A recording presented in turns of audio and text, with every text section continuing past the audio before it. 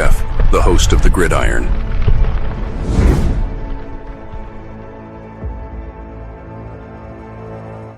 Fourth and goal to go with the 2. 34 seconds left to go in the ball game.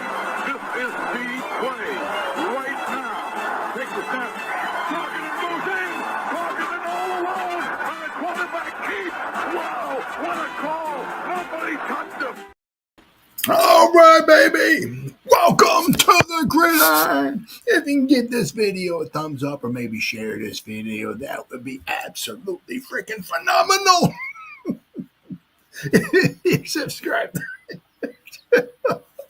If you subscribe to my channel, thank you. If not, please go down below, hit the subscribe button, hit that bell icon. That way next time I go live or if I put a video up, you'll be notified. And it's free of charge. What do you got to lose? It's totally free of charge. But if you are subscribed to my channel, thank you. If you want to help support my channel, in the description box below, there's a link that takes you to my membership page. I got 3 different membership levels. Each one has their own little perks to them. So once again, if you want to help support my channel, it would mean so much to me, and I thank you in advance. And then finally, just underneath there somewhere, there's another link. It takes you to my Facebook group. It's called the New York Giants, the Gridiron. It's my Facebook group.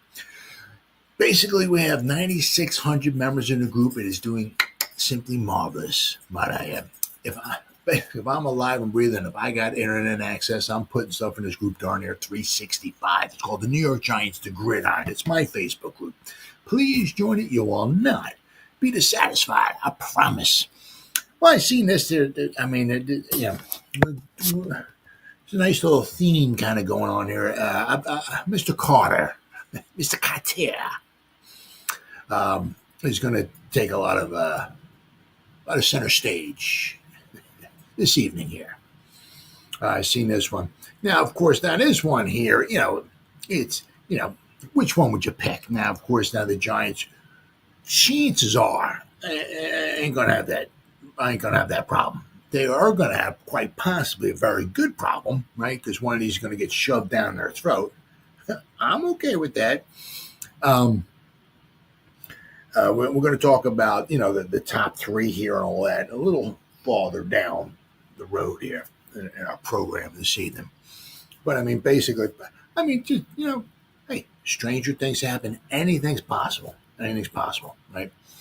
But chances are, right, when it comes to the Giants, they're not going to have their choice of both of those guys. Right, but I did see this. There's one article I saw. It was very well done, and they're pointing out. Each one of these guys. They're pointing out strengths of each one, and then each one's got their own weaknesses. But it just seems like just phenomenal what these guys can do. Just two. I certainly don't want to say generational talents. Don't want to say that, but talking about with Carter, like what he, as far as like an edge rusher, maybe one of the best, if not the best one. That heard it's coming out last like 5 years or so. I've heard Travis Hunter as far as with his hands, right? Top 5 in the last 10 years or so as far as a receiver and all that. Plus, also he's a cornerback. He can be a cornerback as well. So it's just, the Giants are, poised here, set, ready to pounce on quite possibly just one of 2 absolutely phenomenal talents. I said, with Carter, it's like, it's almost, it's like you're going from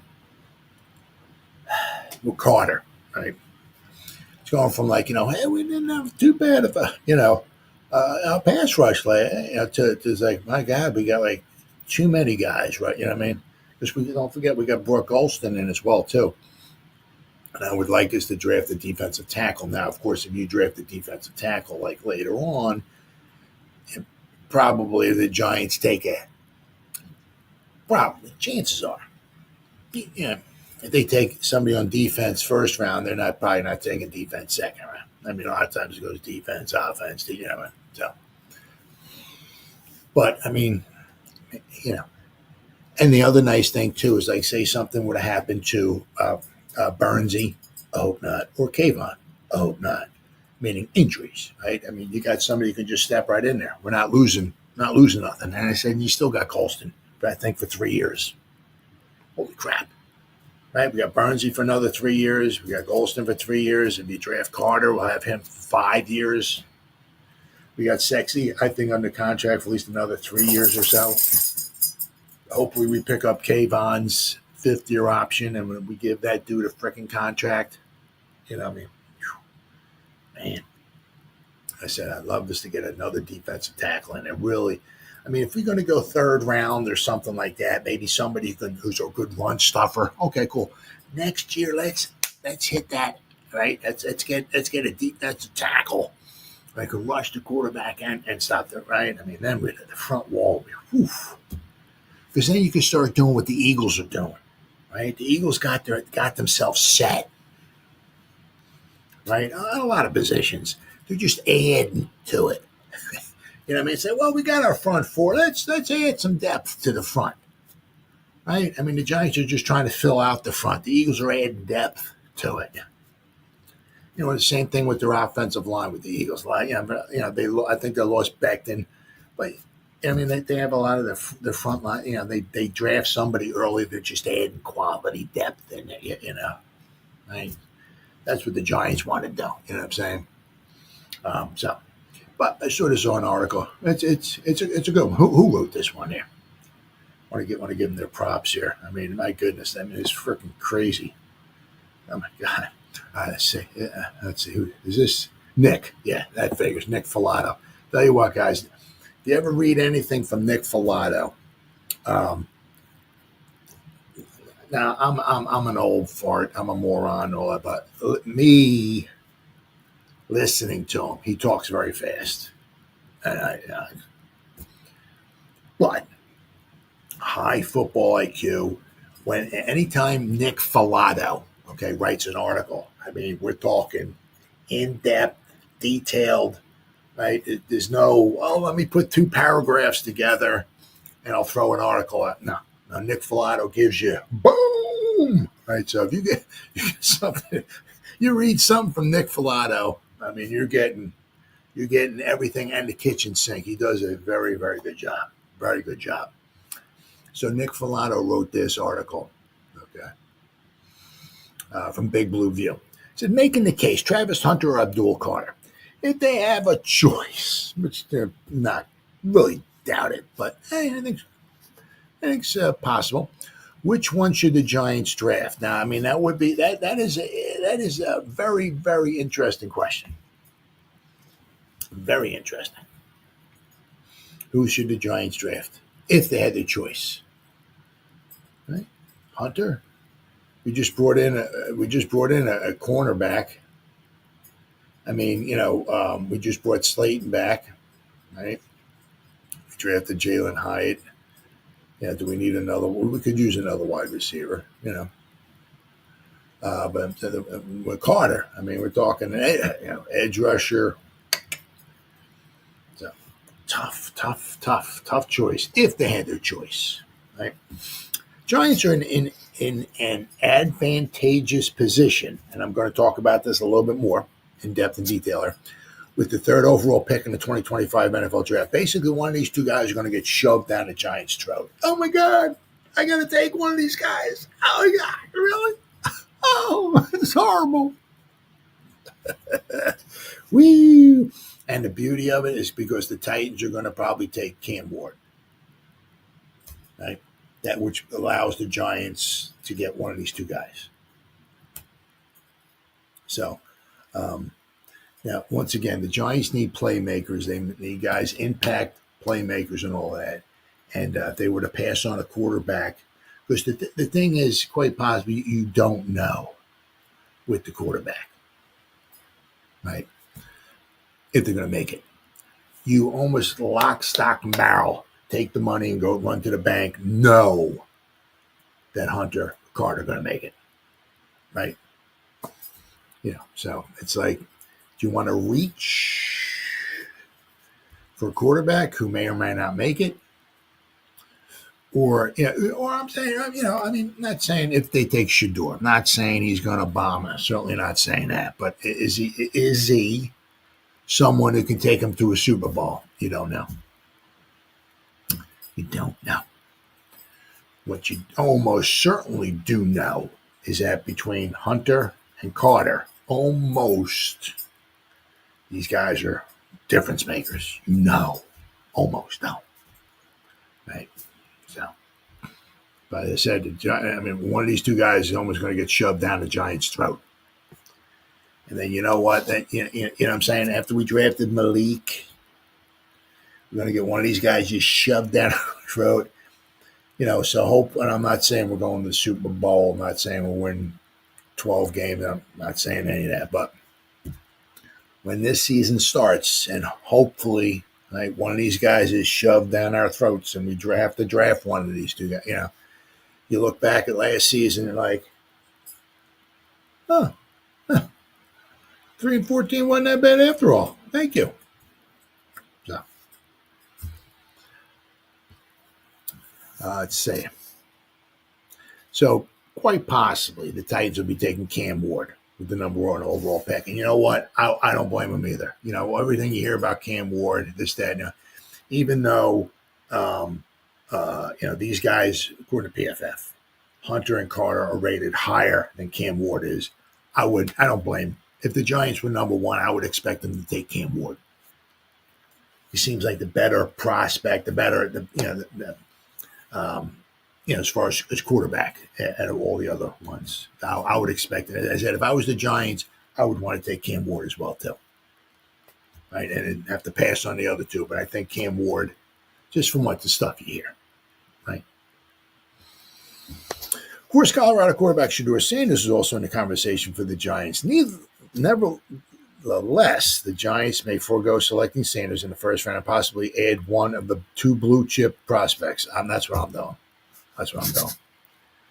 Drafting Abdul Carter would arguably give the Giants the best pass rush in the NFL. Come on, stop it. Stop it. Stop it. Could you imagine that? If not the best pass rush, top 3, 4, but certainly top 5 pass rushers. And then not to mention the fact what we did with it. I'm not saying, our secondary's top 5, whatever, but we helped out the secondary too. Got a couple good linebackers back there. Right. We should have a good defense. And, one of the things is, if we don't get the quarterback this year, we got a quarterback for this year and next year. We got a quarterbacks for this year. We can worry about that maybe next year. But if you're going to add a blue chip and you don't need a quarterback on the defense. If we can give ourselves, a blue chipper on the defense and really make this defense really solid,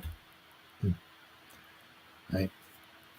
I said that we could just add another 1 or 2 guys like next year on the defense, and we might be really, really good. Really good on the defense.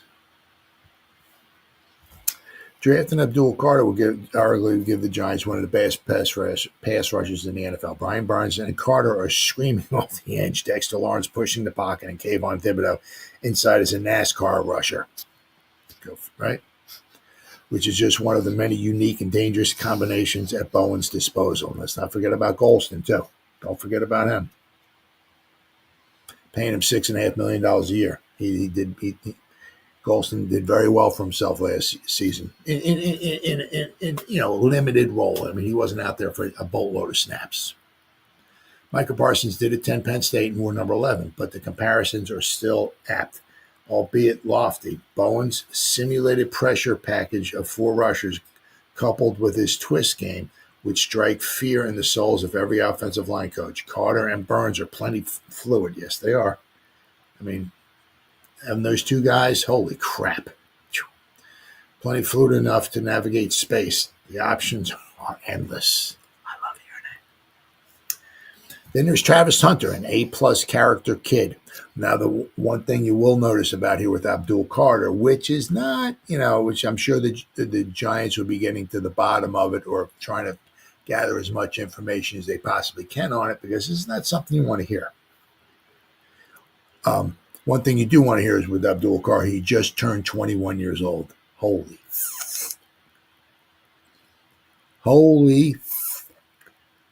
Just turned 21. Are you kidding me? Wow. But he was charged with a misdemeanor, all right, for assaulting a tow truck driver last season.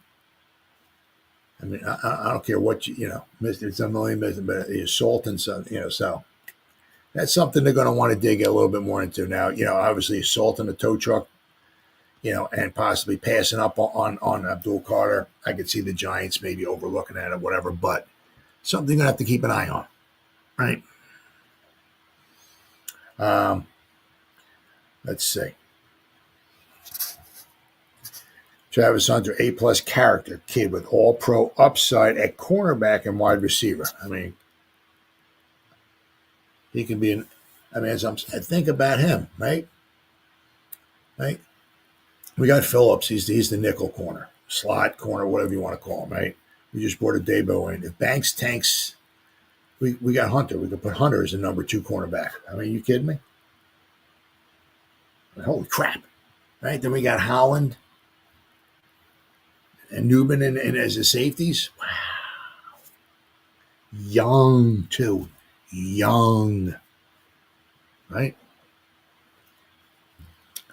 Let's see. Few players possess Hunter's overall movement skills. Pairing him with... I mean, it's like pairing Abdul Carter with Burnsy.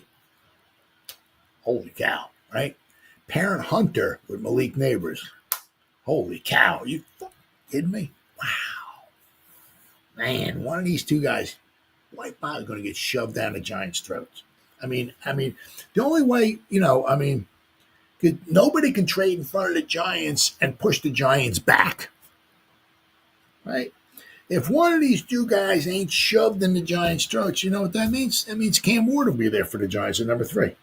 I'm okay with that. We need a quarterback of the future. If we gotta, right? If the Giants think he's the quarterback of the future, go get him, Tiger.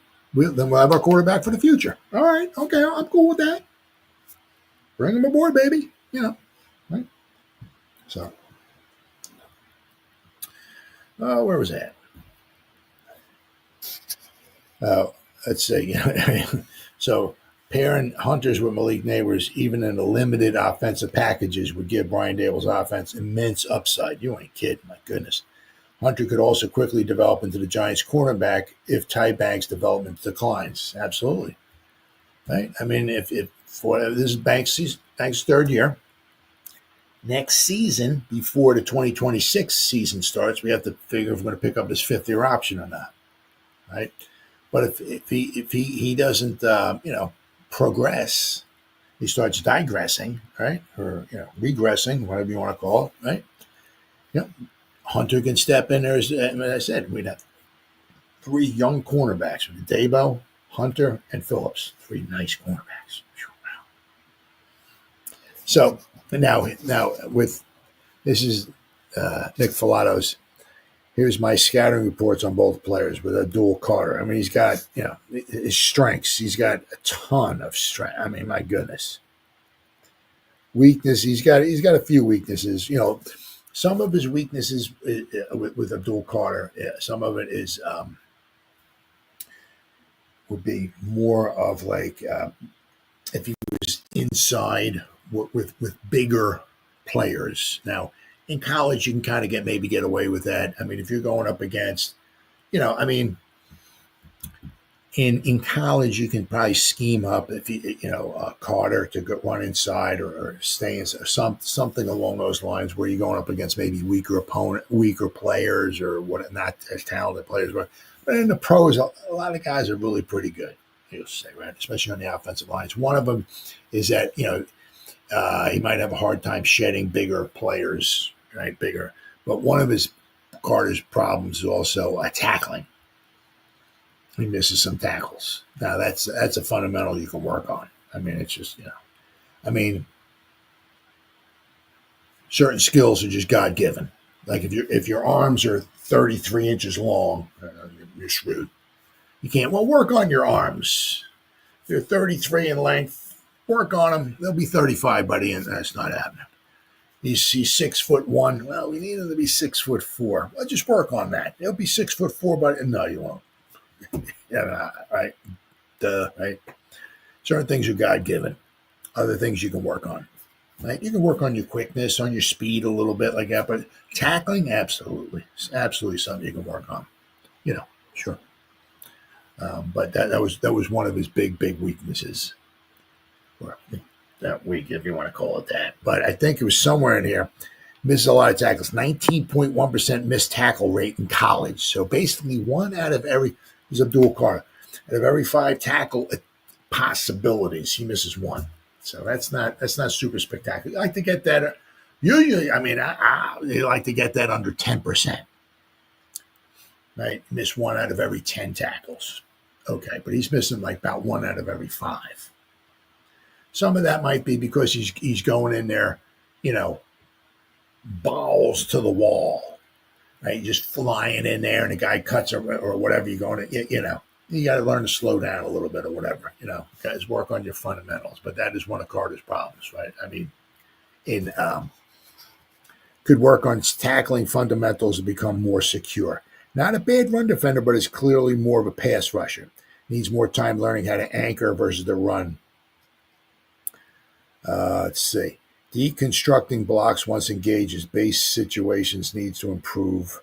Relies heavily on impressive movement skills to avoid lockups with offensive tackles versus the run.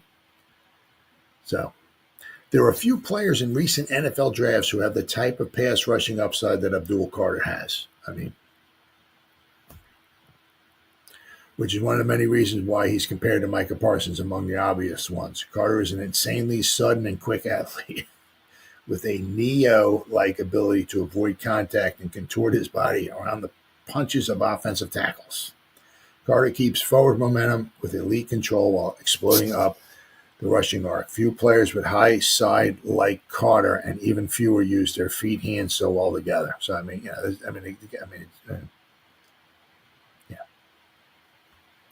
the Giants are forced with Carter to shove Carter down. Okay, you know what I'm saying? There's a good chance, really good chance. Good chance, right? Once again, if one of these guys, Hunter and Carter, get shoved down the Giants' throats, we're going to look back at. It was just like, what the frick was their record? I remember Parcells was 3-12-1. Yeah, his first season. And that's why we got Banksy. That's why we got Banks. Carl Banks, right? Can't remember what we were, 4-12. Was that what we were? We're going to be talking about this in a few moments here. Not a few moments. I talk a lot. A few minutes. Maybe a few dozen minutes, whatever. But we're going to be talking about 1981, right? Can't remember, but you look back at 1980, and the Giants stunk. That's why they got the second pick. Well, then they get the second pick, and you look at who they picked in 1981 with the second overall pick, and you look at the 1980 season, it's like, it was worth it, right? That might be the same thing here. I'm not saying these guys are going to turn into Lawrence Taylor, not like that, or Jerry Ryan, but we get one of these guys, right? And, I'm saying you couple up Hunter with Malik Neighbors. Whoa. You couple up Carter with the other guys we got. You're like, you might get down on your knees and thank sweet dear baby Jesus. Thank you that we were 3-14. Thank you so much. Just might. All right, now real quick with Hunter, Travis Hunter. Once again, he has rare elite athlete with exceptional balance and control, rare change of direction ability and elite fluidity, rare twitch and springy nature. There's a home run threat on every play. He's got like 35 or 40 different positives for him. Weaknesses: slightly undersized with a thin frame. That's certainly something you can work on now, right? Play strength against bigger, stronger receivers in the NFL is fair to question. Solid release package, but did have reps where he was eliminated by the press. But once again, if you work on, you can work something you can work on. But one of the things was strength, size, right? I mean, that would help. Not a bad blocker. He tries hard, but it's still a work in progress. Now going to the defensive side for Hunter. His tackling is not a weakness, but he lacks difference-making pop on contact. Shedding blocks for his tight ends when he can't dip or go around isn't elite. Has missed games in each of the last 3 collegiate seasons, possibly a workload issue, though, which is possible. So whatever team, if Hunter lands on the Giants or whoever, they're going to have to, I mean, that's not something, if you're in the freaking Super Bowl, right? And, if Hunter's feeling good or whatever, or something, and say, hey, dude, you want to play every game? Every snap? All right, Tiger, go get him. We'll see you at the end of the game, brother. Go win us the Super Bowl, right? But, I mean, they're going to have to obviously, manage his workload throughout. I mean, because now we're even talking about an 18-game schedule. I mean, Jesus, God. I mean, it really is a shame. I mean, of course you love the football, but but once again, it's all about this. It's not about the health of the players. It ain't about it's all about that, right? Hey, let's have a 37-game schedule. Yeah.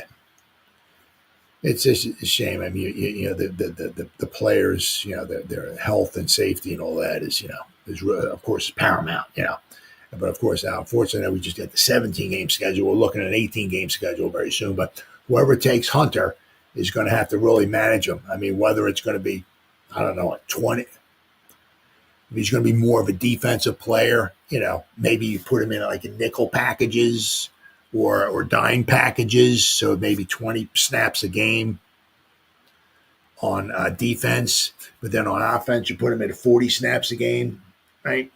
As one of the wide receivers. You have to, can't be putting 50 snaps on offense. You're just going to kill the dude, right? But I'll tell you what, I mean, it just, that's a wonderful situation the Giants might find themselves in now. Of course, now, the biggest thing, it's been for a couple of years now, is we need the quarterback, right? So after pick number 3, quite possibly the Giants are still going to need a quarterback, right? But, I mean, to get one of these guys shoved down the Giants' throats, we might look back at that's that 2024 season where we were 3-14 and you go, yes, thank you very much. So I mean, you get one of these guys and you got him for the next 10 years or so. I mean, we just got ourselves a freaking dog last year with Malik Neighbors. Let's get another one. We are in. We're in, right? So. But the Giants do have themselves a question, right? Of course. If they were to get Carter. Now, of course, all the mock drafts coming out and everything like that seem like, obviously, as of right now, Cam Ward 1. Now, it seems like it's kind of tilting or whatever toward Travis Hunter, number 2, which, of course, would leave the Giants with Abdul Carter, number 3. Unless, right, for whatever reason, right, Shane and Dable have met Shedeur, his dad. They've seen him a lot, talked to him a lot, pro day, all that stuff and everything, right? If they're that, this guy can do it, right? They might wind up taking him, but there's a good chance. If everybody's talking about it, possibly generational talent, but Carter being as good as he is, one of the best edge rushers in the past 5 years. I mean, pass on him. I mean, the difference he can make in a defense. Now, let's not forget what Lawrence Taylor. I'm going to talk about him once again. Spoiler alert. The Giants always had a very good defense. Usually had a pretty good defense, but you bring that one guy in. Yeah, the one guy that the other team has to account for on every play, right? Now, I'm not saying Carter's going to turn into a Lawrence Taylor or something, but he's going to make everybody else around him better, It's going to really elevate the defense. I mean, as I said, let's not forget we got a Debo in, right?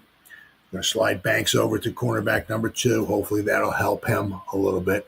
Hopefully it lights a fire under his butt, and he needs to go out and prove something. It's going to do a few things.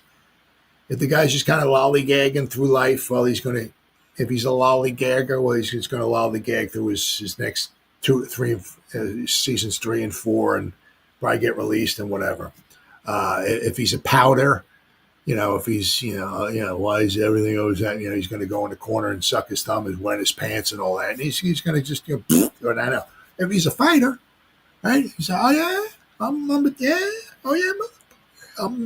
cornerback now. We'll see about that. Yeah, so we'll see. We'll see what happens to him. Right? But I said, we have 3 very good cornerbacks right now, and we have a couple good safeties, right? The defensive front, edge run, so I mean, man. But the problem would be, right? I mean, because basically, we got Kayvon over here, we got Burnsy over there, we got Sexy in the middle. Where are you putting Carter at? You're not putting Burns and Carter as 2 edge rushers on one, or a defensive end, whatever you want to, Somebody's got to kick into the middle. Maybe it's Kayvon. Who knows? Don't know. But Carter was also used as an off-ball linebacker as well in colleges. Right? I mean, this past season was his first year in college that he had 12 or 12 and a half sacks. And that he was used as like a defensive end. His first season. And he had like 12 and a half sacks. Crazy. I mean, that's going to be a problem because you're going to want to keep everybody happy as well, too. I mean, Kayvon ain't going to, Kayvon's going to want to get on, stay on the field. Burnsy, of course, he's going to be on the field. Dexter's going to be on the field. That could take a Carrick off. He's the one calling the signals, right? You can't put Carter in there for 20 plays a game. I mean, you got to find where are we putting all these guys, right? But that's a good problem to have, right? We got too many defensive players. Yeah, that's a good thing to have. Right? So how would the Giants use Abdul Carter? Big Blue View's Tony Del Genio asked a little while ago if the Giants should draft Penn State edge defender Abdul Carter, number 3, if they have the chance. Given the current roster with Burns and Kayvon already in place on the edges, how would the Giants get Carter on the field enough to justify using a 3rd overall pick to select him? It is a valid question. Yes, it is. Sports Illustrated's NFL insider Albert Breer has provided a glimpse into the potential answer. All right. The working belief at the moment is that Cam Ward will go number 1 to the Titans, and that both the Cleveland Browns with their 2nd pick and the Giants pass on Colorado quarterback Shedeur Sanders. So the Browns are said to be leaning towards selecting Colorado wide receiver / cornerback Travis Hunter. And I can't blame him there. Right? I mean, you could put the dude on offense or defense. I mean, holy crap. Which will leave the Giants with the chance to select Carter, the other player in this draft considered potentially transformational. I mean, if you're going to pass on a transformation, I mean, I said, unless it's to take the quarterback. I mean, you have to take this guy. You got to take him if he's there. Right? Breer believes Hunter would be the cleanest pick for the Giants. Why? Because the Giants could use help at both positions he plays. And being a two-way player gives any team that selects him 2 bites at the apple and trying to get maximum value from him. So meaning if Hunter would be the cleanest pick for the Giants. But if Hunter's not there, Carter's a little bit more difficult, Breer said, but from what I understand, they view it as workable. It's a good problem to have. You got that right.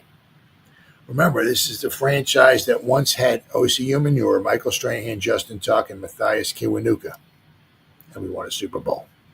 Right? Kiwanuka all on the same roster, Breer said. Let's not forget, one of the things we took Kiwanuka in the 1st round, and it was like, where are we putting this guy at? Well, they found plenty of places for it. I mean, the guy had tons of snaps, right? They actually drafted Matthias Kiwanuka, if you remember, with those other 3 players at a very high level. We had OC, we had Justin Tucker, we had Michael, and then they But Michael was at the end of his career, toward the end of his career. But then they drafted Kayvon. But that's why you can't have too many edge rushers. Can't. Right? The feeling was that you can't have enough pass rushers. You can't. Nope. Brewer reminded that Carter played off-ball linebacker until the 2024 season and said that the Giants could plan to use him there on early downs and then using Carter, Kayvon, Burns, and Dexter Lawrence to brush the passer. Yeah. Right? Steve Spagnuolo made all that work. Can current defensive coordinator Shane Bowen make it work if the Giants take Carter? Well, it's one of those things. If I don't want to, but if Bowen can't make it work, thanks for shopping at Kmart, brother. There's the door. We'll get somebody in here who can. I mean, I'm sure there'd be coach, defensive coordinators out there foaming at the mouth to get in here. You mean I got to coordinate Burns, Kayvon, Dexter, and Carter, and Golston, and Okereke, and Adebo, and Holland, and Phillips, and Banks, and that's horrible. Sure, they can find somebody in there who can make it work. So, oh my goodness. How terrifying could it be for an offensive line to have to deal with Brian Burns, Abdul Carter, Kayvon Thibodeaux, and Dexter Lawrence in a sort of NASCAR-type package, Breer said. It's not perfect, but it's very workable if you believe Abdul Carter is as special as I think most people believe he is. Off-ball linebackers Bobby Okereke and Micah McFadden might not love losing playing time to Carter, but at least initially this would seem to be a solid plan, and one might actually see it come to fruition. Now, but one thing very interesting though, okay, is that thankfully it's not going to need surgery. It's supposed to heal on its own with Carter, right? Is Carter's stress reaction called a non-factor. Carter visiting the Giants after medical recheck. Before he headed to East Rutherford, New Jersey on Thursday for his highly anticipated 30 visit with the Giants, Penn State edge defender, Abdul Carter went to Indianapolis for a recheck of the stress reaction in his foot. Carter reportedly got good news. Yes. Per ESPN NFL insider Adam. Hi, I'm Adam Schefter. I'm Shefty. Carter's foot is healing and no surgery will be needed. Yes. It should be a non-factor with the teams at this point, Carter's agent Drew Rosenhaus said. Recent mock drafts have trended toward giving Carter to the Giants with the third overall pick. Todd McShay did so in a mock draft released on Thursday. He wrote, the reason the Giants can't reach for a quarterback here like Shedeur Sanders or Jackson Dart is because Carter is available. You got that right. It's that simple. You can't pass up on a tier 1 or blue chip talent for a quarterback who doesn't carry that type of grade. Nope. You can't reach. I view this as a huge win for the Giants, though. They get arguably the best player in the class, whose positional value is considered by most as second only to quarterback. At pick number 3. Carter's versatility will allow defensive coordinator Shane Bowen to drive opposing quarterbacks wild. Just imagine a third and long Carter, Burns, Kayvon stalking around before the snap. Get ready to hunt. You got that right. Carter is Dane Brugler's number 2 overall prospect. A 3-year starter at Penn State, Carter lined up as a wide rusher and former defensive coordinator Tom Allen's 4-man line, standing up and rushing with his hand on the ground. After initially wanting to stay at off-ball linebacker, he made the transition to an edge role in 2024 and lived up to his high expectations, ranking number 1 in FBS in tackles for loss, 23.5. Now, let's not forget, he misses tackles too. Right? Number 2 in pressures with 66. Number 7 in sacks with 12.5. That is only his first season as an edge rusher. His production matches his traits, and his impact was best captured in the 2024 Orange Bowl loss to Notre Dame, even though Carter played that game with an injured left shoulder. Right? So he's tough dude. With only one season under his belt as a true edge rusher, Carter needs continued polish in his attack. His arrow is pointing sky high, though, because of his get-off burst, body twitch, and competitive intensity. Despite having average size for the run game responsibilities, he regains his balance quickly and taking a jolt from blockers and plays with tremendous range to slip blocks and close in a flash. Overall, Carter is a disruptive presence because of his explosive nature and how he mixes up his rushes to win with speed, force, and a budding arsenal of moves. He projects as a 1A pass rusher with a gift for consistently making the quarterback move his feet and making plays in the run game.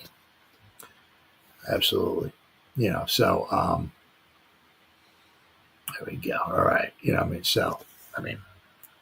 As I said, whoever, if the Giants are forced to take Travis Hunter, cool. Bring him on, baby. Just think about it. Him on one side, Malik on the other. Holy cow. I could throw the football and we could win some football games, right? But I'm thinking about Carter. Think of the impact of an edge rusher. Wow. Right? Man. All right. So this brings up to.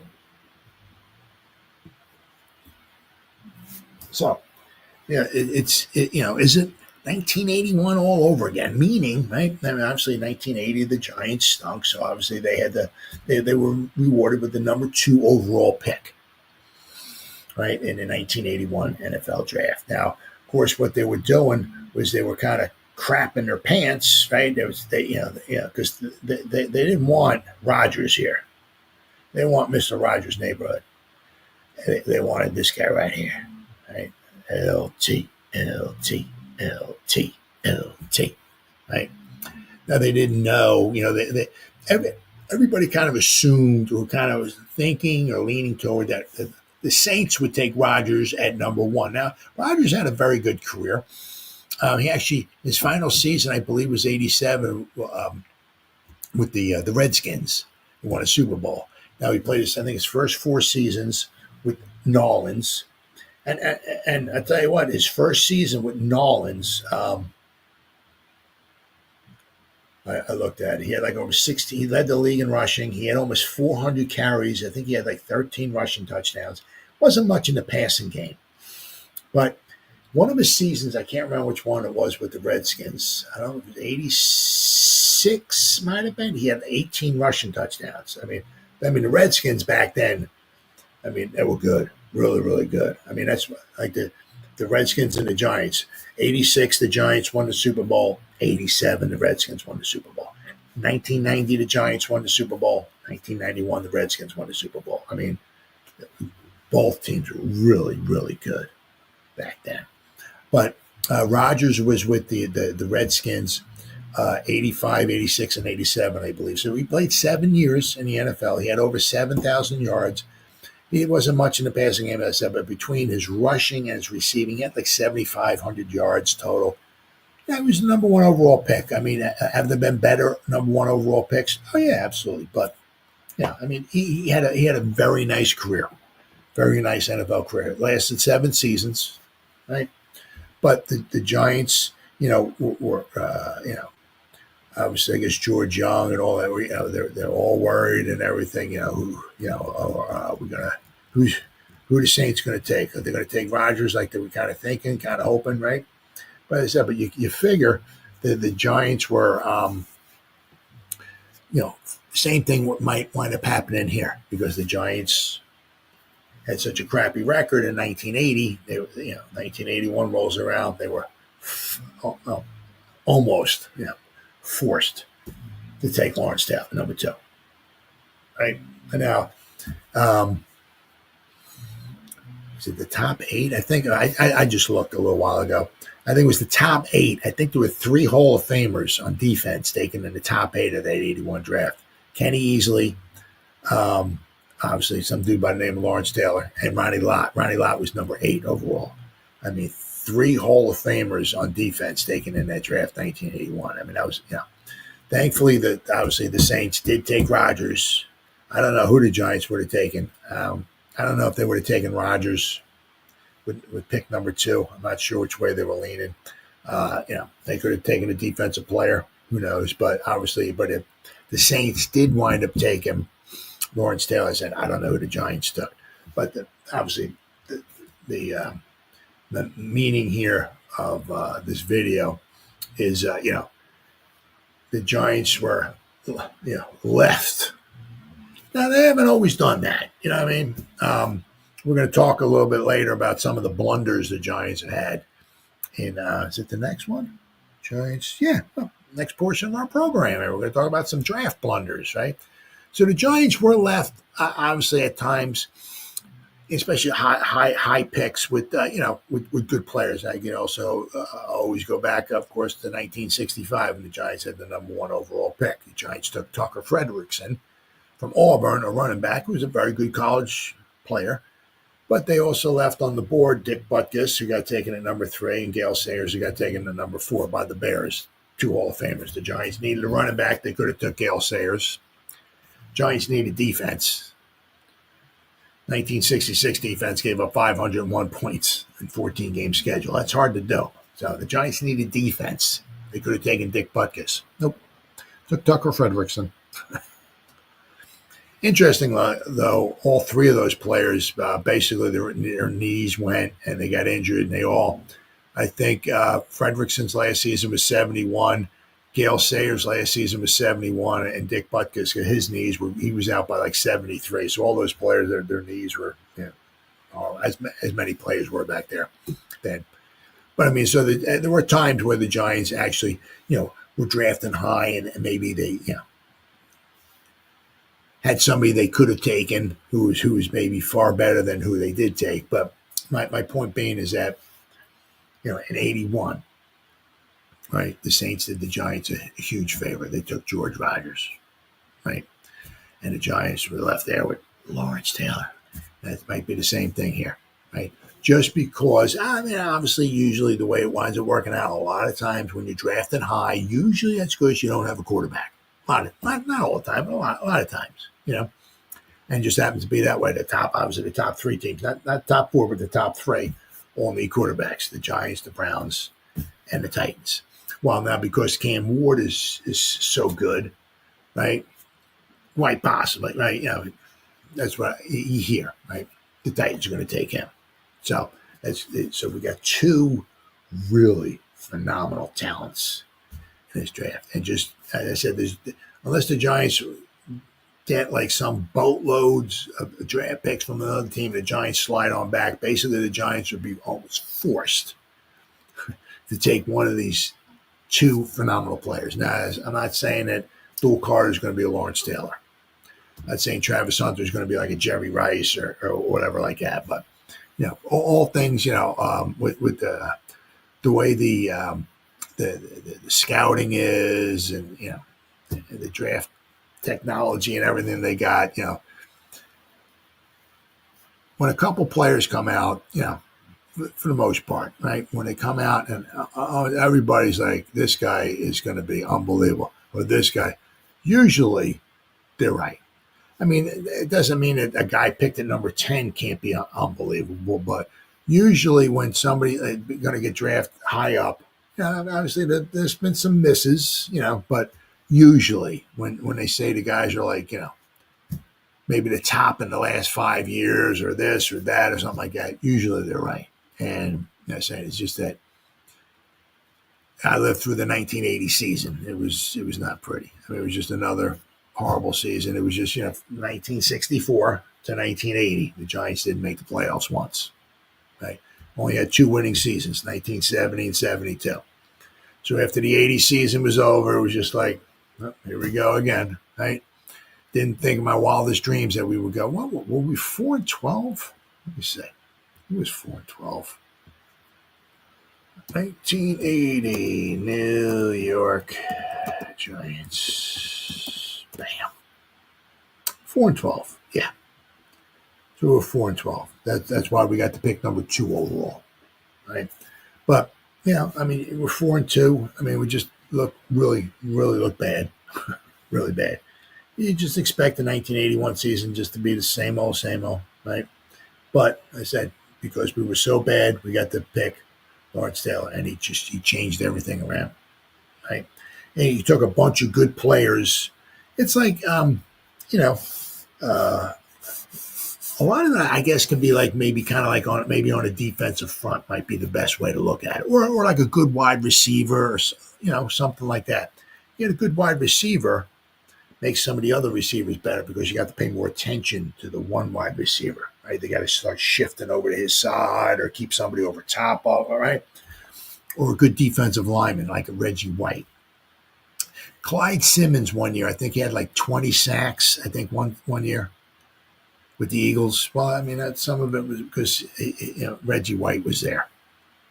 Clyde Simmons then went to the Cardinals, and his, he didn't duplicate his 20 sacks. I mean, sometimes you get somebody really good, like an Aaron Donald, makes other people around them better because they got to put 37 guys on Aaron Donald, right? So he doesn't ruin the play.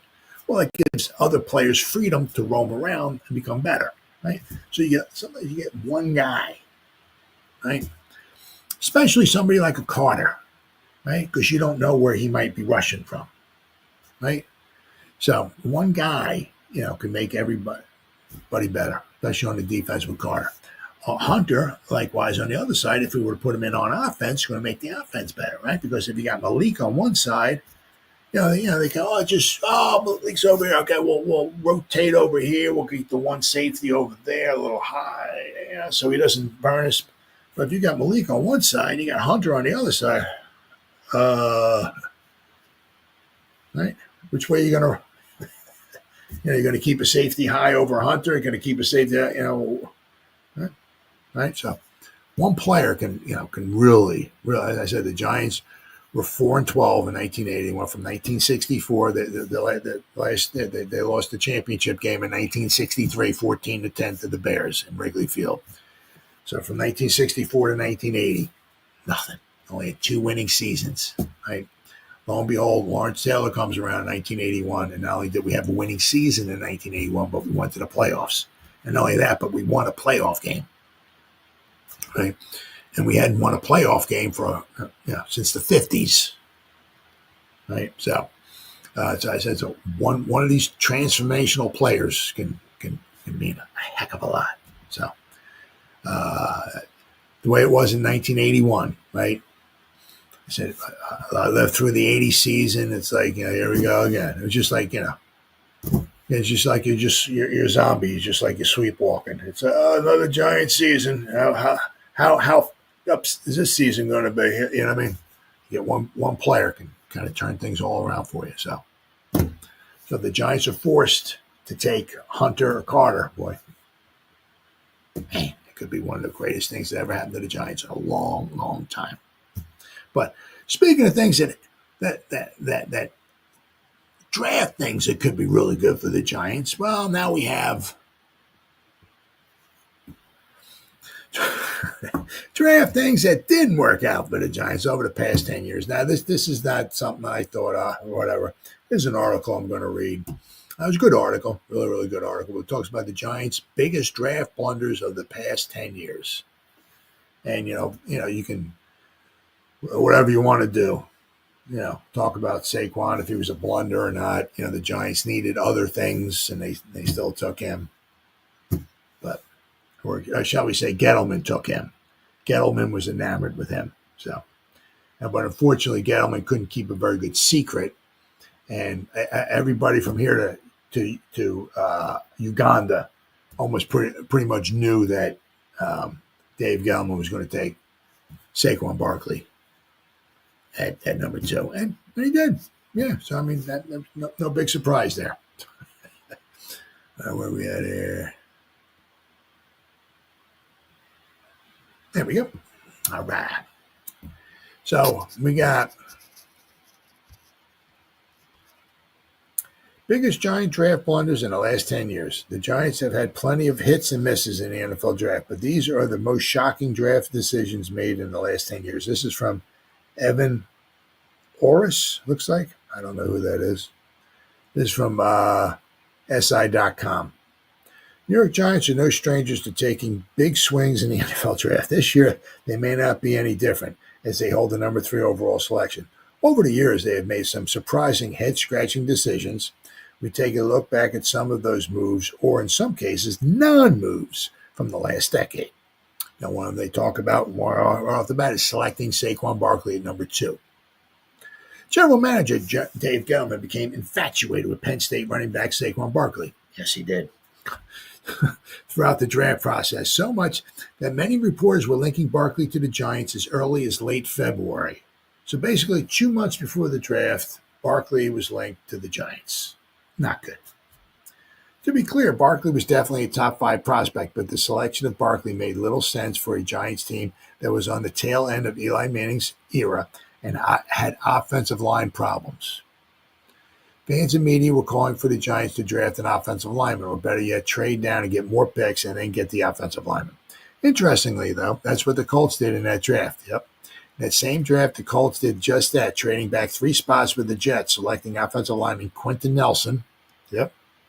And accruing additional draft assets. They got, I think, like another 3 second-round picks from the Jets. They got Quentin Nelson, and they got 3 second-round picks from the Jets. Something the Giants could have done.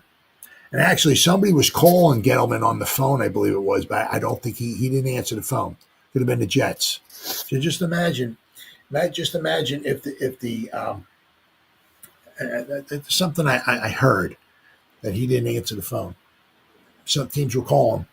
Could have been the Jets. Jets could have jumped up, right? But could you imagine, all right, if the Giants jumped back to number 6, I think it was, to Quentin Nelson, they got 3 second-round picks in addition to that. Could you imagine? But he was enamored with Saquon Barkley. So Gettleman could have taken the same approach to shore up the Giants' offensive line concerns. Instead, he went against positional value and drafted a running back early in the draft, which is frowned upon amongst general managers. Barkley finished his time in New York, ranked 4th in franchise rushing with 5,211 yards and 6 touchdowns with 35. Fortunately, things didn't work out between Barkley and the new regime. So, Gettleman makes shocking decisions in round 1 of the 2019 draft by drafting Daniel Jones. He did draft Sexy Dexy, though, but then he did draft DeAndre Baker. 2019, Manning was approaching the end of his career with the Giants, so it was no surprise that the Giants began considering a quarterback to succeed him. But when Justin Herbert, who was widely thought to be the apple of Gettleman's eye, returned to Oregon, the Giants shocked everyone when, with the 6th overall pick in that year's draft, they plucked quarterback Daniel Jones, a projected day 2 pick out of Duke, over edge rusher Josh Allen. Jones' year was a roller coaster with mostly downs and few ups. After 4 mediocre seasons, he broke out in 2020 by leading the Giants to their first 2022. By leading Giants to the first playoff appearance since 2016, and even led them to a wild card victory over the Vikings. I don't know. This guy, whoever's writing it, this guy wrote this article. He said that led to his receiving a 4-year, $140 million contract. It's the guy, whoever's writing this article, needs to really sharpen up his act. He received a 4-year, $160 million contract. Jones did not live up to that deal's worth. In his first year after signing, he saw his season cut short due to his injuries. Right? He went on to post a 2-8 record as a starter. His inconsistencies maddening to the point where he was eventually benched so the team could avoid risking the injury. Right? Guaranteed $23 million. Jones was demoted to 3rd string and denied permission to participate in any team activities where he might have been at risk for injury. Was released 5 days later after his request. Now, of course, then this one here, too. Giants trade back into the first round for DeAndre Baker. I mean, my goodness. Not only did Gettleman reach on Jones in the draft, but he also shocked fans by trading back in the first round to select cornerback DeAndre Baker out of Georgia, choosing ahead of Byron Murphy, Rock, your mama, or Rock your sin, and Sean Bunting. Baker didn't exactly hit the ground running for the Giants. Despite his talents, there were whispers of him being less than willing to throw himself into the playbook and film study. He had fallen asleep in a meeting. He played in just one season with the Giants and recorded 8 pass deflections and 61 tackles. Baker was released the following offseason after he encountered legal battles, right, stemming from allegations of armed robbery, charges from where he was later exonerated. Giants miss out on taking Micah Parsons. Entering the 2021 draft, now you notice all this stuff is with Gettleman, right? In the 2021 draft, there was a badly kept secret the Giants were hoping to land 2021 Heisman Trophy winner Devontae Smith once again. That's from the Gettleman era, right? Didn't keep his mouth shut. So that's why the Eagles jumped in front of the Giants and plucked Devontae Smith, right? Had Devontae Smith fallen to the Giants, maybe they might have taken Devontae Smith instead of trading for trade with the Bears and getting getting Kadarius Toney. Giants were the 11th spot in order that year, lost out on Smith when the Eagles leapfrogged in front of them to grab Smith at number 10. Giants could have then pivoted and taken the best player available, outside linebacker Micah Parsons from Penn State, to improve their defense and bolster their pass rush. Instead, they traded back with the Bears, who had the number 20 pick in the order, receiving number 20, a fifth rounder, the Bears' 2022 first rounder, and a fourth round pick. Cowboys went on to grab Parsons after the Bears took quarterback Justin Fields. Still determined to take a receiver, the Giants selected Kadarius Toney out of Florida. Toney was a disaster almost when he set foot in East Rutherford. Between injury issues and other off-field concerns, such as his decision to pick a war of words with the media, for which he later apologized, Toney gave off negative vibes about wanting to be in New York. Well, he's just an idiot, just an absolute idiot. While it could have been smart to gain more draft capital, none of the players have lived up to Parsons' production, not even close. 25-year-old has been elected to the Pro Bowl 4 times and named the AP All-Pro First Team twice throughout his 4-year career. He's recorded 52.5 sacks, 256 tackles, 63 tackles for loss, 112 quarterback hits, 9 forced fumbles, and 9 passes deflected. But you also notice too. They're talking about that, but Eric Flowers is not. I don't know why they didn't put Eric Flowers in there at number 9. We picked Eric Flowers number 9, right? 2016, we took Eli Apple with the number 10 overall pick. So we've had some blunders over the past 10 years in the first round. We've had some real freaking blunders. We took Evan Neal. We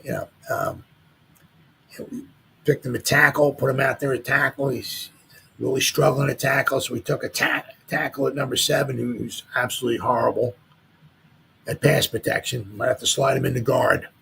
So we've had a lot of swings and misses in the first round. You go back to 2015. You go back to 2014, right? You got OBJ, so right. But 2015, we've had a lot of swings and misses on our first round selections, and hopefully this season here, we picked number 3 in the draft. Won't have a swing and miss.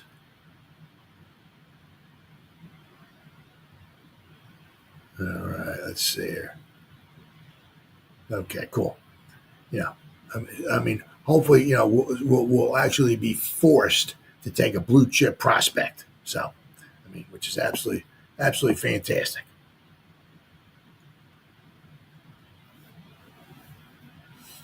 But so Jalen Milroe. Now, this is an interesting guy right here. Dan Orlovsky was talking about quite possibly, Jalen Milroe coming to the Giants may not be bad for the Giants at all. The question would be, the big question, can the Giants, talk about Jackson Dart, you got Jalen Milroe, you got other guys too, but one of the questions here, right, with Jalen Milroe, right, is can the Giants stay pat at number 34? And will he fall to them at number 34?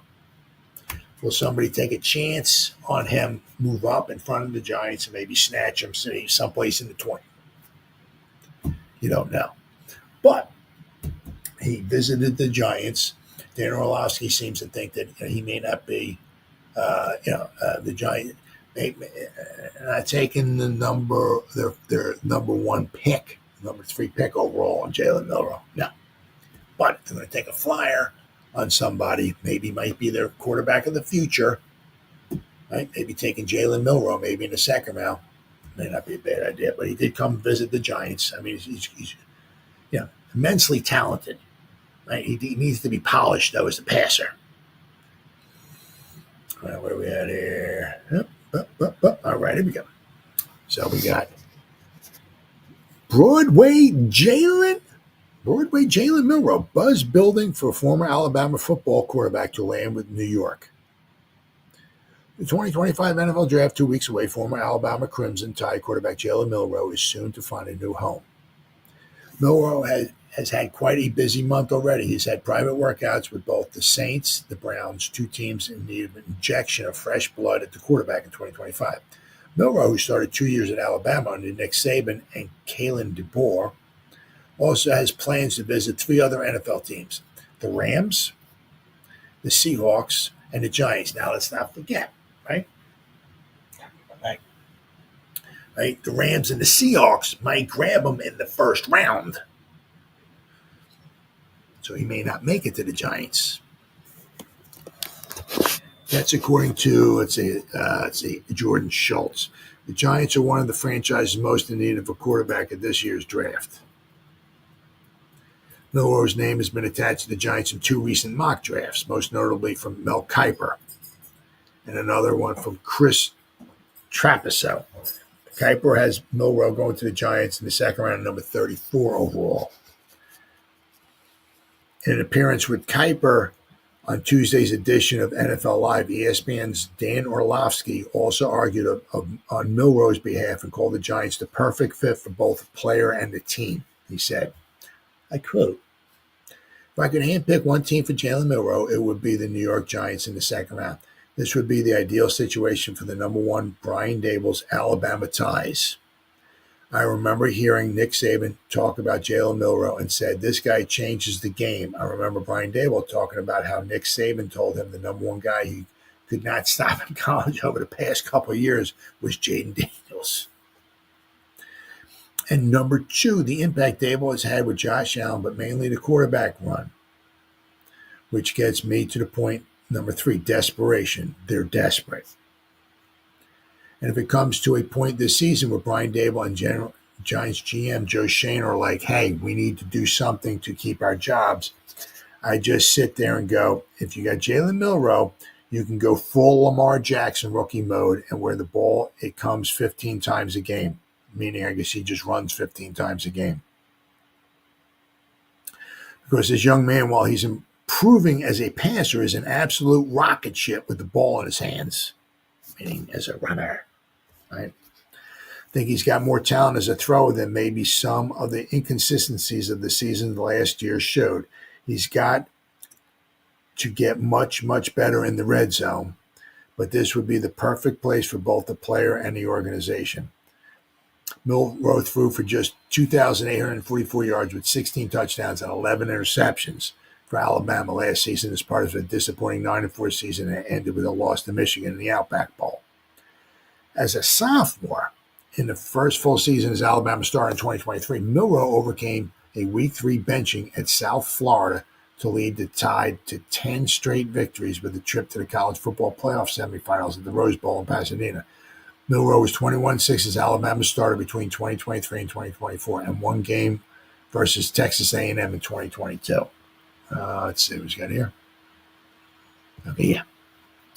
Jalen Milroe set to visit the Giants. Giants have reportedly met with several of the draft class quarterbacks.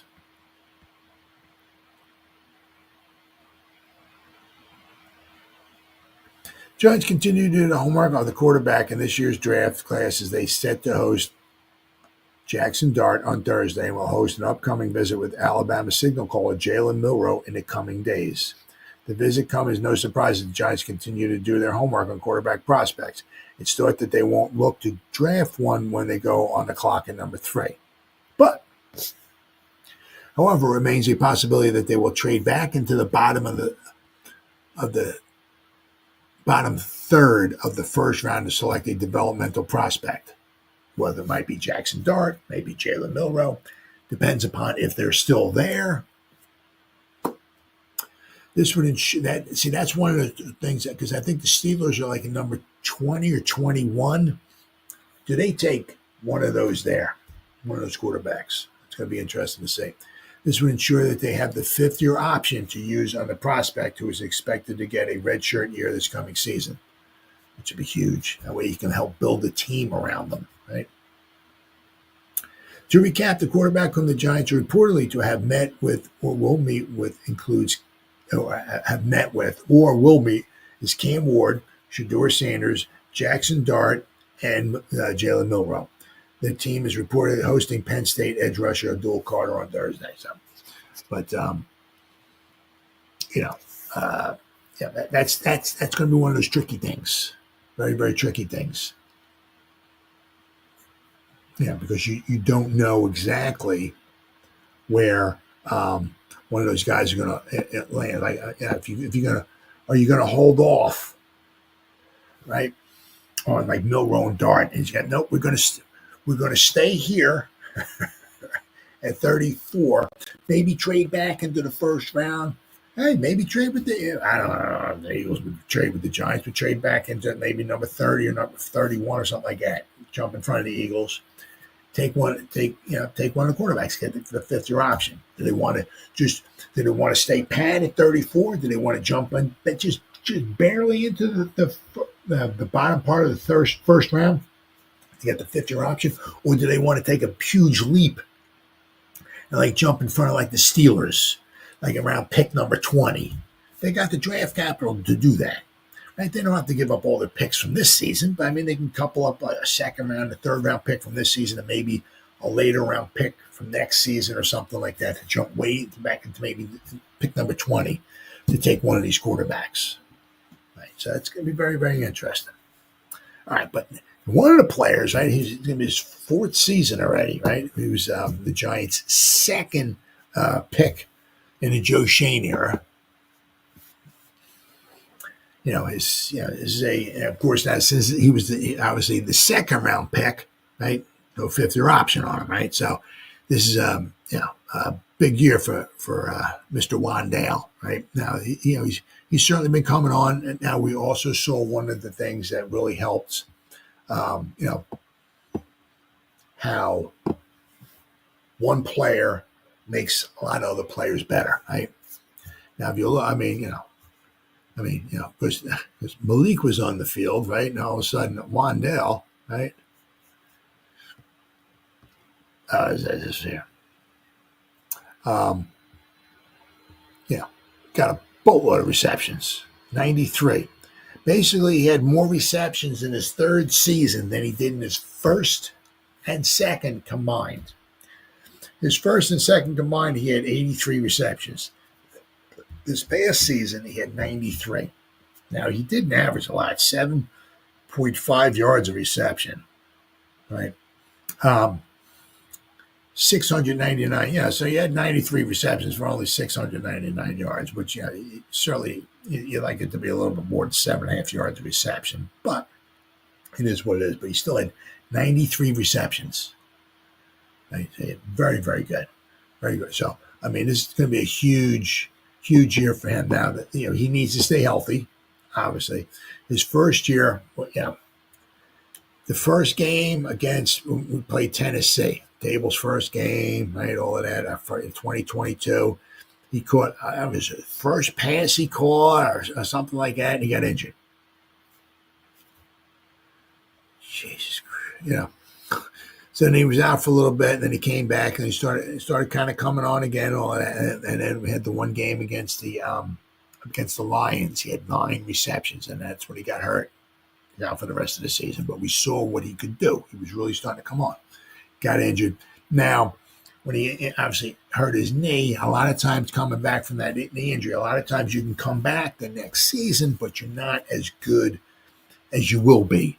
Usually, year 2 is when you're as good as you were, if not better. So usually that first season you can come back, but you're not quite top form. But we saw maybe possibly what a Malik Neighbors can do. One player can make everybody better, right? And then, quite possibly with Wandale, right? At over 90 catches in this season. So, I mean, it's a big season for him coming up. Now, the Giants obviously, could certainly, obviously want to bring him back, obviously. They got they brought Slayton back, right? We got Malik for quite a few more. Hopefully, we got Malik for another 52 years. But I mean, to bring Wandale back would be a good move.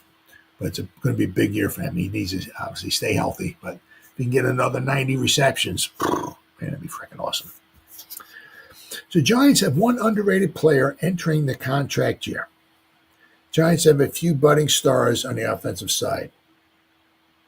The unit severely underperformed last season. However, the G-men are hoping their upgraded quarterback this offseason can spark growth and propel their playmakers to success. One of those underrated playmakers is fourth-year slot receiver Wan'Dale Robinson.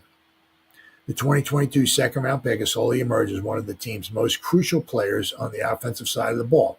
Robertson is entering a contract year in 2025, intensifying the pressures he faces to establish himself as an irreplaceable presence in the New York offense. Coming off a career year, Robinson is aiming to earn himself a second contract in 2025.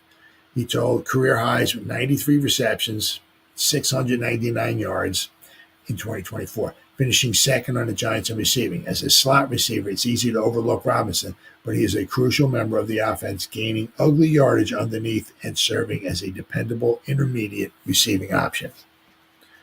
Slot receivers nowadays make a pretty penny. Buffalo's Bills wide receiver Khalil Shakir is a perfect example, as he signed a 4-year, $53 million deal this offseason. So, despite never totaling over 900 yards in a season. So, I mean, Wandale, is be looking for probably $10 to $15 million a season. Robinson has had similar production, totaling 525 yards in 2023 and 699 yards in 2024, with one of the worst quarterback rooms in the NFL. His career 176 receptions and 1,451 receiving yards across 38 games are impressive.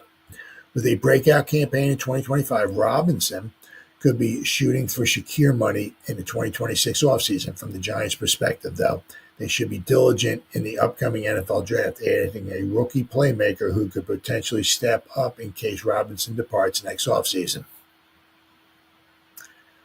Robinson is a sharp route runner and a shifty runner after the catch. With Russell Wilson under center, the Giants will hope that his skill set can finally be maximized. Now, one thing, ABCD Lamb, one thing, it was on somebody's podcast. Don't know who it was. There's 300 million podcasts out there. I can't keep track of them all, but somebody was asking him, and he said, who are your top 5, I think, receivers in the NFL? And he didn't put Wandale as one of the top 5 receivers. But he went over, he said, obviously Justin Jefferson, he just went over, some really, good wide receivers, right? But I think after he went over his 5, he paused for a second and said, he said, Wan'Dale Robinson, he said, of the Giants, he wasn't the top 5, but he said his routes, he said, they're crazy, man. He said he's really good at running routes. ABC Lamb, praise Wan'Dale Robinson. So when you got, when you have somebody, I make fun of him. I call him ABCD, but he's good, very, very good. So when you got somebody that good, pointing out, somebody said his routes are really, really good. That's saying something. You know what I mean? So it'll be interesting to see. I mean, the Giants did bring back Darius Slayton, right? Going to be interesting to see, what the Giants do this year, or maybe in next year. Do they try to, do they re-sign Wandale? Right? I hope they do. It's not going to cost them $25-30 million. You know what I'm saying? If they brought back Slayton, they can probably bring back Wandale. Because let's not forget, they're going to have some money to spend next season, right? Or what are they going to do? Like, can they possibly, upgrade in the draft? If not this season, maybe next season. Grab a wide receiver. It's also going to be interesting to see what they're going to do with Jalen Hyatt, though. I mean, they traded up to get the guy. It would be just an absolute shame. I mean, if they traded up to get the guy in the third round, and I just can't even use the guy. So it'll be interesting to see. But the Giants certainly could use certainly an upgrade or maybe another nice little threat, shall we say, at the receiving department. Now, if they were to draft Hunter, forget about it. You don't got to worry about that, right? You got yourself your receiving threats, right? As far as wide receivers, right? But if they were to take Carter, right, somewhere along the line, I'd like to see him, add maybe a little something, as far as another nice wide receiving threat. But there's a big year for Wandale. He needs to stay healthy, and hopefully, as I said, I love it when we draft somebody. They're pretty good. They're a great teammate, right? Good in the locker room, great teammate, and all that stuff. We draft them and we keep them. I love that. Absolutely. I love that. All right. Continuing on here. Now, this, this draft here is good in certain areas, and other areas it is pretty bad. And this would be one of them. Let me tell you what. Now, thankfully, the Giants are not looking for a center, right? Would like to, have Mr. Michael Schmitz, keep kind of ascending, right? He needs to get a little stronger and everything. Smart guy, all good locker room, all that stuff, right? But we really like to see the guy keep ascending, right? Now, the one thing is, especially nowadays, right, it's very, very important. How very important it is. Every guy that dresses for the Giants, a lot of guys, they need, they need to get a lot of bang for their buck. You're just not going to have. I just play center. That's all. I know. If that's the case, they got one of those on a team. That's it. They're not going to draft. They're not going to have John Michael Schmitz, who's a center, and go out and draft a center who's just a center. No, that's not. We got 5 guys on our team they're just centers. That's not happening. But thankfully, the Giants, not in the center market right now. We have guys on the team who can play guard/center. Right, so we have quite a few guys who can be center if something would happen to John Michael Schmitz. But thankfully, this is not one a year we're looking for a center. Holy cow! I mean, this is. I went over the guards a couple nights ago. The guards were slim picking too. Hopefully, the Giants. We have Runyon right on the left side. Hopefully, we move Neal in to the guard on the right side, and we might have our guards hopefully for some time, right? Because I said this not a phenomenal guard class either. All right, let me see. Let me share my screen here. Let me show. I gotta find this here. I got 7,000 tabs open up here. Where we at here? So there we go. All right, now we're gonna go to. I gotta change this up here. All right, let's go to centers. Oh, there we go. My bad. Centers. Okay. So you'll notice here, right? I mean, centers. The first center on the board, right? According to PFF, that's all I'm going by. It's not my draft board. It's not just PFF, okay? Because they got the stats for them, their height, and all that stuff, and they got some of the guys they even have a little bit of a write up on, but. Their highest graded center is the 91st overall player, right? Jared Wilson from Georgia, right? He's the guy on the thumbnail, right? He's the 91st graded player. He's a center. So it says Wilson may be just a one-year starter, though. So, but I mean, once again, the Giants are not in the market for this, but he has the movement skills to be a starting center in the NFL if he can continue to improve his IQ and anticipation with more snaps. He's 6'3", 310 pounds. Nice size. Nice size. But I said, I mean, this is like, usually, I mean, if it's a nice class for some centers, there'll be a couple centers, 2 or 3 of them in the top 40 or 50. I mean, you got to go to number 90. There's almost, isn't it? Almost not even a center in the top 100. I mean, you got to go to number 91, according to PFF anyway. So we're looking at quite possibly a round 3 or day 3 center going in being the first center taken off the board. Then you got Seth McLaughlin of Ohio State. PFF has him ranked as the 123rd overall player coming out in the draft. That's the second center, right? He's 6'4", 305 pounds. McLaughlin's experience and toughness could be an asset to an offensive line room, but his status in 2025 will be in question due to his injury. So apparently he had some type of an injury last season. Then you got to go to number 193. So basically, according to take Jonah Monheim. So basically, according to PFF, out of the top 220 players coming out in the draft, there's only 3 centers in the top 220 players. It's not a year for the center. Monheim has the raw athleticism to succeed in a zone scheme center if he can get stronger. He's 6'5", 310. His lack of length is the biggest deterrent to his success and will likely prevent him from playing a swing role in any other position. Jake Majors from Texas. And then you go up to number 300, Drew Kendall. So 1, 2, 3, 4. According to PFF, there's, we got Drew Kendall from Boston College, and there's other guys after this. But the top 300 players, they only have 5 centers listed, right? It goes to show you, it's like how important it is nowadays, right? To take guys, guys who can do multiple things. You only want like so many Andrew Thomases, John Michael Schmitz, whatever. Because if you go into a game with like 8 offensive linemen, right?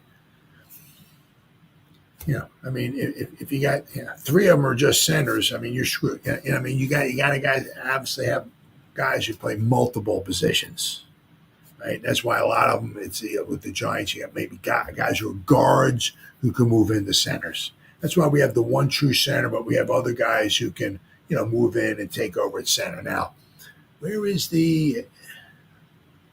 I gotta find this here. Nope. Is this it? All right, the draft chart here. The depth chart. I'm sorry, the Giants' depth chart. All right, so we got at center, we got John Michael Schmitz, but we got Austin Slootman, however you want to pronounce him. Let's see. Then we got Jimmy Morrissey and Brian Hudson. So we got 2 Hudsons. We got Brian Hudson and we got James Hudson, who's the swing tackle. Okay. But I mean, with Schlattman and like Morrissey and all, I mean, some of those guys can want to maybe play in other positions as well. So we don't have necessarily 4 guys on the roster who are just like strictly centers. A lot of those guys are maybe guard and can move in to play center, right?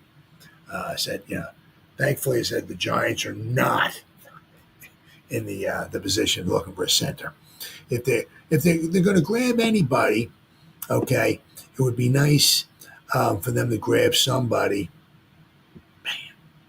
Okay, I'll share this again in just a second.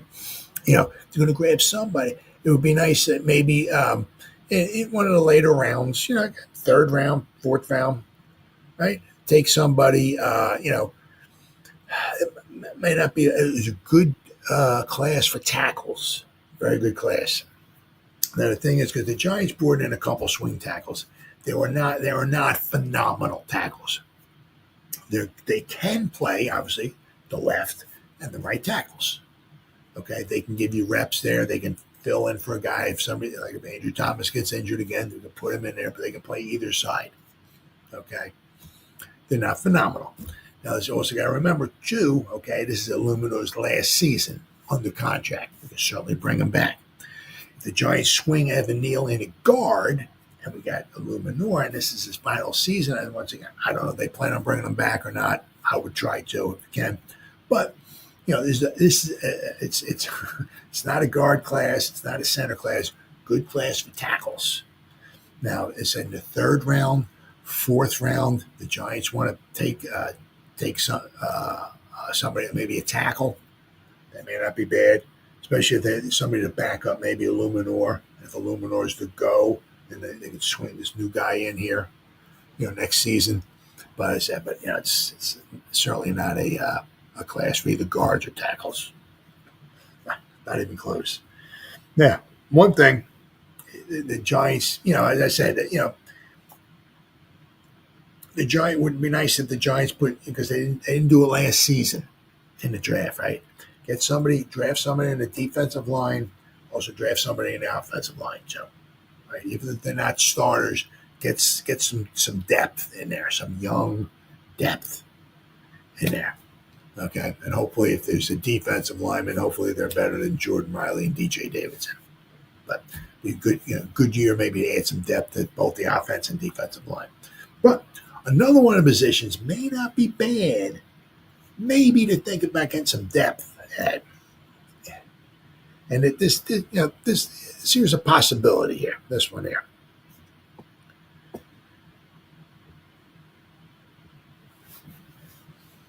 Certainly something that the Giants are not going to take a swing at, early on. They don't need to. They just brought Javon Holland in. They just drafted Tyler Newman, and they just brought in Holland in there. Don't need it. We've done pretty well. We're taking safeties early on, second round. Landon Collins, second round. Xavier McKinney, second round. Right, Tyler Newman, second round. We've done since 20. That was what? Collins. He was 15, right? 2015. Since 2015, we've taken some safeties in the second round. We've done very well for ourselves, right? So we don't need no safeties early, right? But we could possibly use, right, maybe one of the later on picks, maybe some depth at safety, right? Because let's not forget, Dane Belton, this is his final season. Now, I don't know if the Giants plan on bringing him back. They possibly could bring him back. Yeah, quite possibly. He's had some success being around the ball, right? Get with turnovers. He's had some success. So the Giants could quite possibly bring him back. It certainly wouldn't break the bank if they were to bring him back next season. But this is the last season with the Giants. Okay, the Giants drafted Javarius Owens, but they let him go, and he was with the Titans, I believe it was. Yeah, the Giants drafted him. Yeah, it was a later round pick. 6th, 7th round picks. They don't all make it. You know what I mean? So they released him, and I think the Titans picked him up. Okay, but the Giants don't have a ton of players at the safety position. Where are we at here once again? Here we go. Okay, so all right, safety. So we got Newman and we got Holland, right? Then you got Anthony Johnson Jr. and you got Dane Belton, and then you got Raheem Lane. Okay, so as of right now, anyway. Now, obviously, the Giants are going to be bringing in more safeties. We got to fill out, obviously, the 90-man roster, right? So there's a ton of time before we get 90 guys on the team. We still got the draft. There'll be undrafted free agents, guys that get let go, blah, blah, blah, blah, blah. So we're certainly going to bring in another one or two, if not more, safeties before it's all said and done, right? At least to take a look at. But wouldn't be a bad idea, as I said, for the Giants maybe to draft a safety maybe later on. It's not a top priority because we got our two starters, right? That we know. As long as those guys stay healthy, we have two very good safeties, right? But we could use to add some depth there. As I said, I don't know what they plan on doing with Belton, right? I kind of hope maybe they bring him back. If they do, it would be on the cheap, okay? But as I said, you don't know. You don't know. But, I mean, they did draft Javarius Owens, and he's no longer with the team. But let me go back here and show you. And it's certainly not a bad class. They're going here. Try to see him. Not a bad class. There we go. For here we go. Let me change this over here for safeties. Right now, to be fair, I mean, if the Giants were looking for a safety, but if we needed a safety high up, we got a couple of them here, right? Starks here from Georgia, right? Then you got Winston from Penn State, and then Watts, Notre Dame. That's my team, Notre Dame, right? But I don't think the Giants, they're not going to take a safety in the first or second round. Or if they do, we're looking at, I couldn't even see third round. I mean, because you're looking, you don't want to take a third rounder safety who's just probably going to be a backup. I can't see that. So maybe pick 105 on back, the later round picks, if they were going to take it, if they're going to take a safety. But I mean, if you look, I mean, Lathan Ransom from Ohio State at pick number 93, and the Giants at pick number 99. Toughness and tenacity are Ransom's calling cards, which he makes good use of in all facets of the game. While he may lack the tools some other prospects have, he has the instincts and awareness to make up for it. 6'1", 210. R.J. Mickens from Clemson, 6 foot tall, 210. Sanker from Virginia, 6'1", 210. Bowen from Oklahoma, right? But you'll notice here, right? I mean, you see a lot of guys, right? It's like, pick number 93, pick 108, 117, 121, 125, 142, 157, 169, 200. So 1, 2, 3, 4, 5, 6, 7, 8, 9. Okay, so basically from pick 93, or the 93rd ranked player to 200, what did I say? It was 11 or 12 safeties. What is it? 1, 2, 3, 4, 5, 6, 7, 8, 9. I'm sorry, 9. I mean, there's 9 safeties, right? And then you got Dean Clark at pick number 210 from Fresno State. So, there are certainly some safeties out there. As I said, once again, the Giants not taking a safety first round, not taking a safety with pick number 34, they're not taking a safety with pick number 65. That's not happening, right? Because they don't need a starter. You take a safety. You take one of those first few picks like that. You're looking for somebody who give you major contributions, and certainly you would like them to be a starter. Giants don't need a starting safety. They need depth at safety. I said, so right now they only got 5 guys on the roster at safety, right? I said Belton's one of them. I don't know if they plan on bringing him back or not. Right? That'd be cool if they did, but they could certainly use some more depth at safety. That is for sure. But they got their 2 starters. I said, so one of their picks after I would think it would probably be after the 105, pick 105. Really one of their later picks if they're going to take some secondary depth, right? Because let's not forget, we brought in Holland, we brought in Thibodeaux, right?